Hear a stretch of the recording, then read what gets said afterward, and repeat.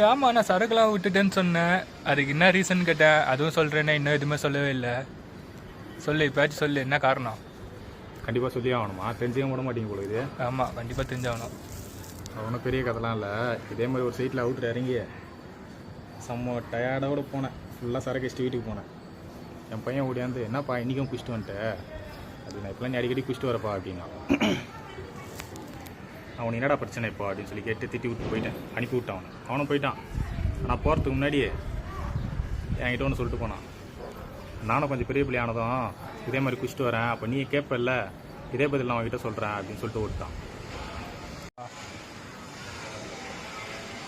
நானும் சரி எப்பவும் போல் விட்டு மறுநாள் வேலைக்கு போயிட்டு மறுபடியும் டயர்டு சரி கடைக்கு போகலாம் அப்படின்னு சொல்லிட்டு போனால், கடைக்கு போகும்போது தான் ஞாபகம் வந்தது இவன் பேசுனது. நைட் ஞாபகம் வரல, தெரில வேணா கேட்டானே தெரியாது. கரெக்டாக போகும்போது இவன் பேசுனது அப்படியே ஞாபகம் வந்துச்சு. ஏன்னா அதை யோசிச்சுன்னா அப்படியே வந்தேன். நான் குடிக்கிறது அவனுக்கு பிடிக்கலன்னு தெரிஞ்சுது. ரெண்டாவது அதோட ஒரு பெரிய விஷயம், உன்னை பார்த்து தான் நான் கெட்டு போகிறேன் அப்படின்னு என்கிட்ட சொல்லாமல் சொல்லிட்டு போனான்.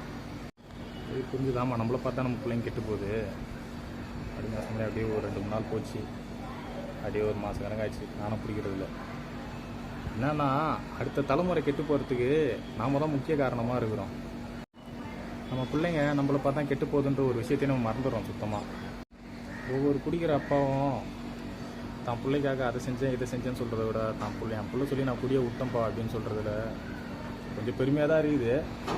பரவாயில்ல, ஒன்றும் பெரிய விஷயம்லாம் கிடையாது குடியை விடுறது. எல்லாரும் இப்போ எல்லா குடியான்னு நினச்சா விட்டுருவானுங்கன்னு நல்லா இருக்குன்னு நல்லா தெரியும் குடிக்கிறவங்களுக்கு. முடிஞ்சால் விடுங்க பிள்ளைங்களுக்காக குடியை. ஏன்னா நம்மளை பார்த்தா நம்ம பிள்ளைங்க கெட்டு போகுது. அடுத்த தலைமுறை கெட்டு போகாமல் இருக்கும் ஓரளவுக்கு.